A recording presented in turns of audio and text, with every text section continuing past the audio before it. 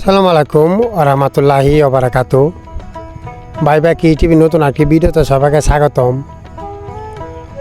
আবারও বৃষ্টি আমাদের এদিকে কালকে রাত 12টার সময় বৃষ্টি নামছিল, প্রায় সারা রাত পড়ছে। তারপর সারা দিন ধরে জোরের পরে হালকা একটু বৃষ্টি কমছে।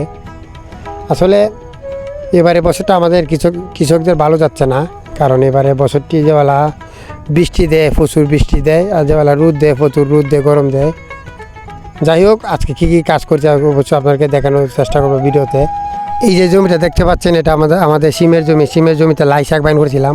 দেখতে পাচ্ছেন লাই শাক মোটামুটি ভালোই ফুটছে, একটু কম ফুটছে, ফাতলা ফুটার কারণ হচ্ছে গা, যখন আমরা জমিতে লাই শাক বাইন করেছিলাম তারপর থেকে 10-12 দিন পর্যন্ত কোনো বৃষ্টি হয় না, শুধু রোদ অতিরিক্ত গরমে একটু ফাতলা ফুটছে।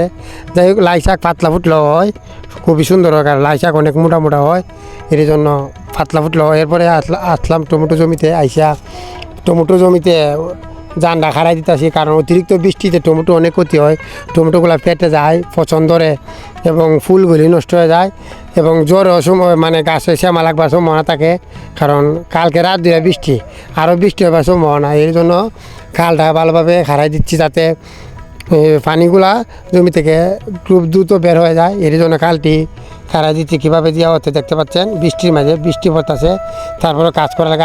আসলে আমাদের কৃষকদের যত বৃষ্টি হোক, রোদ বৃষ্টির মধ্যে আমাদের কাজ করা লাগে, কারণ কৃষিকাজ করে অনেক কষ্ট, আপনারা জানেন, যারা কৃষিকাজ করে তারা জানে। যাই হোক, আমাদের টমেটো জমিটা এখন মাশাআল্লাহ অনেক ভালো আছে। কীরকম ভালো থাকবে কি না যাবো আমি জানি না, কারণ যে পরিমাণ বৃষ্টি হইতেছে, অতিরিক্ত বৃষ্টি হলে টমেটো জমিটা নষ্ট হয়ে যেতে পারে। সবাই দোয়া করবেন আমাদের টমেটো জমির জন্য। আসলে সব কৃষকদের জন্য দোয়া করবেন আপনারা, কারণ কৃষকরা যদি ফসল ফলাইতে পারে আপনাদের জন্য অনেক ভালো হবে, আপনারা সস্তা কিনে খাইতে পারবেন। আর কৃষকরা যখন একটি ফসল ফলাইতে না পারবে তখন আপনারা দাম দেওয়া কিনে খেতে হবে। এই দেখতে পাচ্ছেন, তারপরে বৃষ্টির মাঝে কিছু টমেটো ফাললাম, হালকা কিছু টমেটো ফাঁকছে, তাই ফাড়া শুরু করলাম। আসলে টমেটো অনেক দাম, আজকেও 150 টাকা কেজি বিকছে টমেটো। দাম হওয়ার কারণে বৃষ্টি এবং প্রচণ্ড রোদে কৃষকদের ফলন তেমন একটা ফলাইতে পারছে না, এর জন্য অনেক দাম। টমেটো বাজারে আইসই না আজকে, একদম আমাদের রতুলপুর বাজারে টমেটো আইসই না, কারণ মানুষের খেতে জমিতে থাকলেও না আনবে, কারণ এবারে তেমন একটা ফলন ফলাইতে পারছে না কেউই না, কারণ এবারে বছরটা বেশি ভালো যাচ্ছে না আমাদের কৃষক জন্য। আমাদের যতটুকু হয়েছে আলহামদুলিল্লাহ অনেক ভালো ফলন হয়েছে। তারপরও এখন যে জমিটা যে পর্যায়ে আছে কীরকম থাকবে আমি জানি না। তারপর টমেটো ফাইরা বাড়িতে নিয়ে গেলাম। আসলে সবাই আমাদের কৃষকদের জন্য আবারও খুব বলি দোয়া করবেন, কারণ এবারে বছরটা আমাদের ভালো যাচ্ছে না কৃষকদের, কারণ যে সময় রোদ দেয় রোদ, যে সময় বৃষ্টি দেয় বৃষ্টি। তারপরে বাড়িতে আইসা গুরু ঘরে কিছু কাজ করলাম, বলতে আমি তেমন একটা গুরু ঘরে কাজ দেখাই না আপনাদেরকে, আমাদের গুরুর ঘরে কী কাজ করি।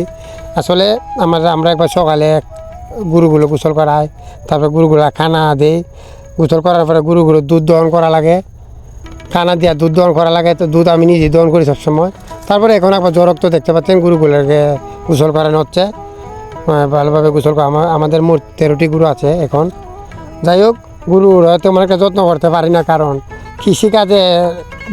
কৃষিকাজও করা লাগে, আমাদের দোকানও আছে, দোকানে ফাঁফা যাওয়া লাগে।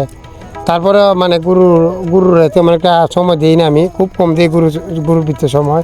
সকালে একবার ঢুকি গরু করো, জ্বরকতে একবার বিকালে একবার, 3বারে গরু করো ঢুকা হয়, কিন্তু গরুর তেমন একটা যত্ন করি না। যাই হোক, আপনাদেরকে অবশ্যই গরুর ভিডিও দেবো, গরু কীভাবে আমি যত্ন করি অবশ্যই আপনাদেরকে আমি গরুর ভিডিও আপনাদেরকে দেবো, গরু ফালা সম্পর্কে আপনাদেরকে ভিডিও দেওয়ার চেষ্টা করব।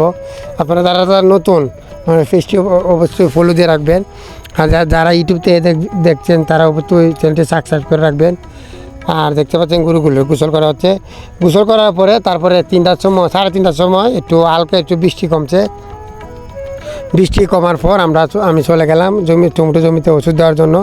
আসলে ফসার ওষুধ দিলাম, কারণ যেহেতু বৃষ্টি পড়ছে টমেটোগুলো ফচে যেতে পারে, তাই ফসার ওষুধ দিলাম জমিতে, টমেটো জমিতে। দেখতে পাচ্ছেন আমি কীভাবে টমেটো জমিতে ওষুধ দেওয়া হচ্ছে আমাদের আসলে। আর আপনারা অবশ্যই কে কোথা থেকে দেখছেন অবশ্যই কমেন্ট করে জানাবেন, আর যারা আমার ভিডিও দেখেন সবাইকে অসংখ্য ধন্যবাদ জানাই। এই বলে আজকে ভিডিও এখানে শেষ করে দিলাম। আসসালামু আলাইকুম ওয়া রাহমাতুল্লাহি ওয়া বারাকাতুহু।